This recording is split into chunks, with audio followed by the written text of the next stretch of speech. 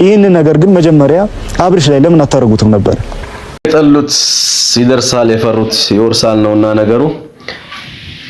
ፈረንጁ እንግዲህ ያው የሩታ ደጋፊ ሆኖ መጥቷል። ሩታ ምንም አላጠፋችም፣ ጥፋተኛው አብርሃም ነው። ምክንያቱም አብርሃም ከዚህ በፊት ከተለያዩ ሴቶች ጋር እየሄደ እንደነበርና ሩታ ግን ለሱ ታምና እንደተቀመጠች እየተናገረ ነው።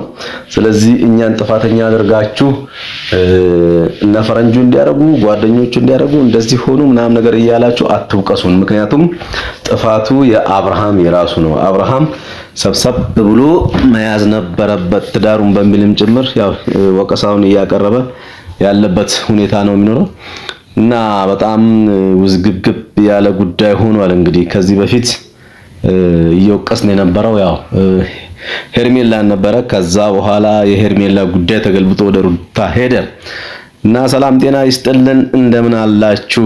ለቤቱ አዲስ የሆናችሁ ሰብስክራይብ እያደረጋችሁ መልእክቶችን እንድትከታተሉ እንጋብዛለን። ከዛ በተጨማሪ ግን ያው ፈረንጁ በጣም በልህ ሆኖ ሩታ ምንም ጥፋት የለባትም፣ ሩታ ከዚህ በፊት እርጉዝ ሆነ አብርሃም በሩታ ላይ ብዙ በደሎችን ሰርቷል፣ እናንተ ግን ያ አልታያችሁም፣ አሁን የታያችሁ ሩታ አብርሃምን በደለችው እንደዚህ እያላችሁ የተንጫጫችሁ ነው።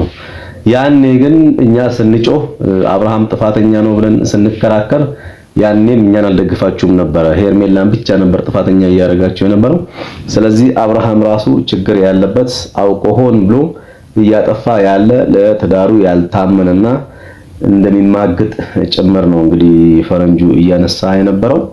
ስለዚህ ሩታ ደግሞ ያው ከዛ በፊት እንደተበቀለችውና በስንት አመት ወይም ወራት የገነቡትን ከሄርሜላ ጋር የነበራቸውን ግንኙነት እሷ ግን በሶስት ቀን እንደምታፈራርሰው ሁሉ ተናግራ እና አብርሃምን በጣም ያስቆጣችበት ሁኔታ ነው የነበረው።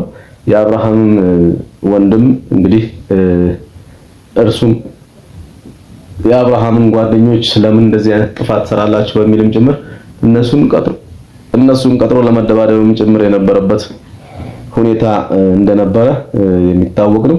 ስለዚህ አሁን ጉዳዩ ተገልብጦ የሄርሜላ ጉዳይ ተገልብጦ ወደ ሩታ የሄደበት ሁኔታ ነው ያለው። ስለዚህ ሩታ አንደኛዋ ሄርሜላ ሆናለች ማለት ነው በአሁኑ ሰዓት። ፈረንጁ ደግሞ አይ ሄርሜላ ሩታ አይደለችም ችግር ፈጣሪዋ አብርሃም ነው ችግር ፈጣሪው ከጅምሩ እስከዚህ ድረስ እስከሚመጣበት ጊዜ ድረስ አንስቶ ችግር እየፈጠረ የነበረው እርሱ ነው። ምክንያቱም እስኪ ሩታን ካንድ ወንድ ወይም ከሌላ ሰው ወይም ከሌላ አካል ጋር አየዋት የሚል ካለ እስኪ ይናገረኝ። ያኔ አብርሃም ላይ እንደዚህ አይነት በደል ሰራችበት ምናምን እያላችሁ ትንጫጩ፣ በሩታ ላይ ደግሞ አብርሃም በደል ሲሰራ ምንድነው እናንተ ጻጥረጭ ብላችሁ አሁንም እንደገና ደግሞ ተነስታችሁ ሄርሜላ እንዲያረጋችሁ አብርሃም እያላችሁ በትንጫጩት እያለም ጭምር ሐሳብ አስተያየት እየሰጠ ያለበት ሁኔታ ነው ያለው። ስለዚህ በጣም የአብርሃምና የሩታ ጉዳይ እንግዲህ ከኢትዮጵያ ጉዳይ ወይም ሀገራዊ ከሆኑ ጉዳዮች በሙሉ በልጦ በአሁኑ ሰዓት ብዙዎችን እያነጋገረና እያወዛገበ ያለበት ሁኔታ አለ። እኛ ደግሞ በየቀኑ እነዚህን አዳዲስ ነገሮች ለእናንተ እንዲደርሱ እየለቀምን በሚዲያችን እንለቃለን። ስለዚህ ነገም ወይም ቀጣይም አዳዲስ ሐሳቦችን ለማግኘት ሚዲያችንን ሰብስክራይብ፣ ላይክ፣ ሼር እያደረጋችሁ ሌሎች እንዲደርስና ሚዲያችን ሰፋ ያለ እንዲሆን ታደርጉ ዘንድ እየጠየቅን ማለት ነው። ከዛ በፊት ያው አቤል ተወቅሷል። ከአቤልም ጋር የአቤል ጓደኛም ጭምር እንደሁም ደግሞ የሩታ ወንድም በጣም የተወቀሰበት ሁኔታ ነው የነበረው። አሁን ግን ነገር ዓለሙ በሙሉ ጠርጎ የጠፋና በጣም የተወዛገበ ግራ የተጋባ ጉዳይ ላይ የደረስንበት ሰዓት ሆኗል እና እስኪ አሁን እንዴት ነው የሚሆነው? የሩታና የአብርሃም ፍቅር ወይም ትዳር እንዴት ነው የሚመለሰው? ልጁስ ደግሞ ያለ አባት የሚያድግበትን እጣ ፋንታ አብርሃምና ሩታ ፈጥረውለት ነው ወይ የሚያልፉት? ወይስ ደግሞ በኢትዮጵያዊ ባህል እና በሽምግልና ሂደት ሩታና አብርሃም ወደ ትዳራቸው ይመለሳሉ የሚሉትን ነገሮች እስኪ እናያለን። እንግዲህ አብዛኛው ያው ብዙ ሚዲያዎች እነሱን ጉዳይ እየተከታተለ ብዙ መግለጫና ብዙ ሐሳብ እየሰጠበት ይገኛል። ስለዚህ በጣም እየከረረ አሁን ታረቁ አንድ ላይ ሆኑ በምንልበት ሰዓት እንደገና ፈርሶ የምናገኝበት አሁን አንድ ያደረጋቸው ሐሳብ መጣ ብለን ደግሞ በደስታችን ስንደሰት እንቆይና በኋላ ላይ ደግሞ ያው ሀዘንና ትካዜ የገባን ነው ያለነው እየተካተልን ያለን ሰዎች። ስለዚህ የሩታና የአብርሃም ጉዳይ እንዴት ነው የሚሆነው? ከነጭራሹ አሁን ተቆራርጠው ይቀራሉ ወይስ ደግሞ በእነሱ ትዳር ላይ ከግራም ከቀኝም ጣልቃ ገቦችን እያስገቡ እንደዚሁ ብጥብጥ እያሉ ኖረው ልጅ ያለ አባት ያድግ ይሆን የሚለውን ሐሳብ አስተያየት እስኪ ኮሜንት ላይ እንወያይበትና ያው ቀጣይ ይሄ ነገር ለብዙዎች አስተማሪ ስለሚሆን ውይይት እናደርግበትና እናዳብረው በሚል ሐሳቤ እንሰጣለሁኝ።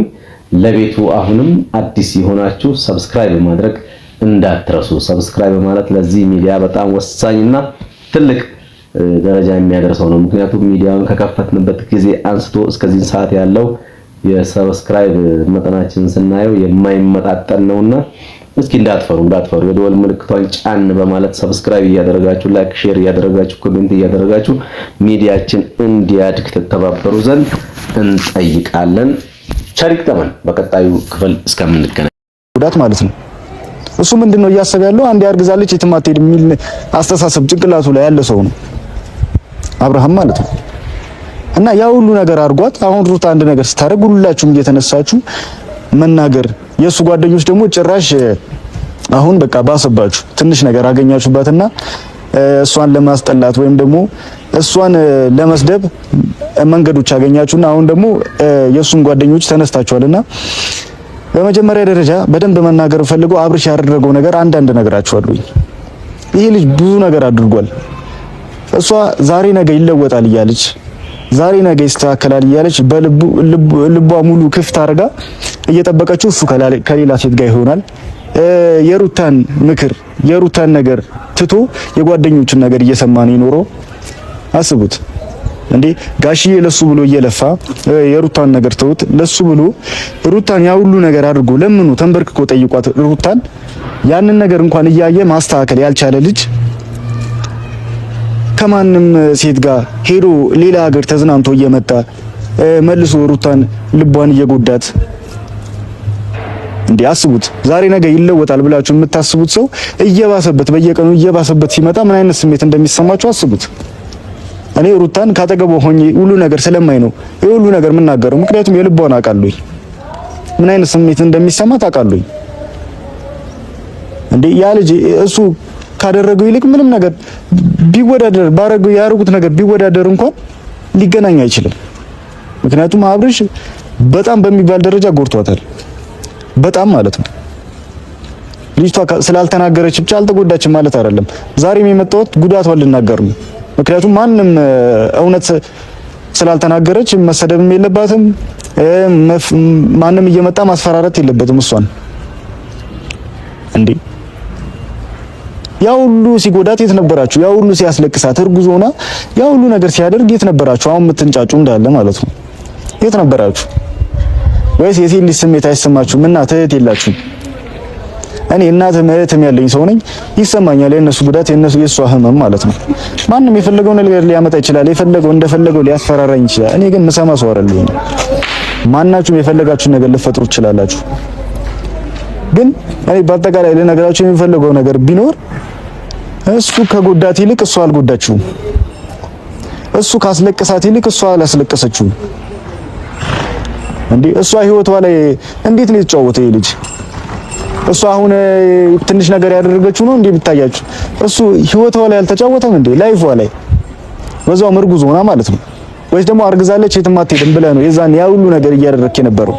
ቤተሰብ ጓደኛ የላትም ብለህ ነበር ያ ሁሉ ነገር እያደረክ የነበረው?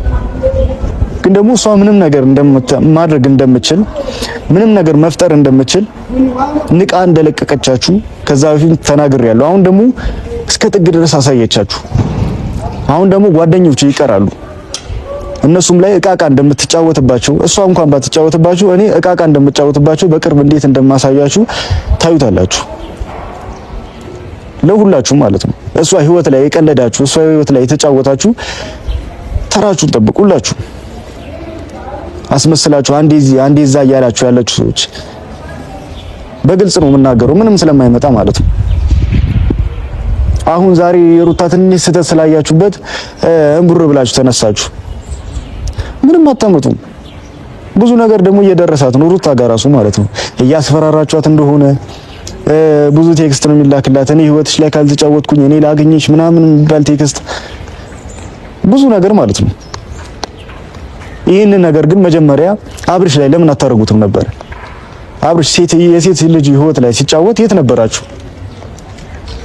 ዛሬ ሆ ብላችሁ የተነሳችሁ የዛኔ የት ነበራችሁ? ሩታ እርጉዞና ቤቷ ላይ ተሰብስባ ስትቀመጥ ብዙ እንክብካቤ በሚያስፈልጋት ሰዓት ባሏ እየሄደ ከማንም ሰው ጋር እየሆነ ከማንም ሰው ጋር ፏ እያለ እሷ ቤቷ እርጉዞና የ9 ወር የ8 ወር እርጉዞና ቤቷ ላይ እያለቀሰች አብርሃም የት ነበረ?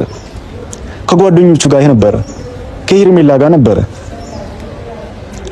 እስቲ እናንተ እኔ አንድ ጥያቄ ልጠይቃችሁ። እስቲ ሩታን ከማን ወንድ ጋር አይታችሁ ታውቃላችሁ? ከማን ወንድ ጋር? አብርሽ ከሶስትና ከሁለት ሴት በላይ ልጠራላችሁ ይችላል።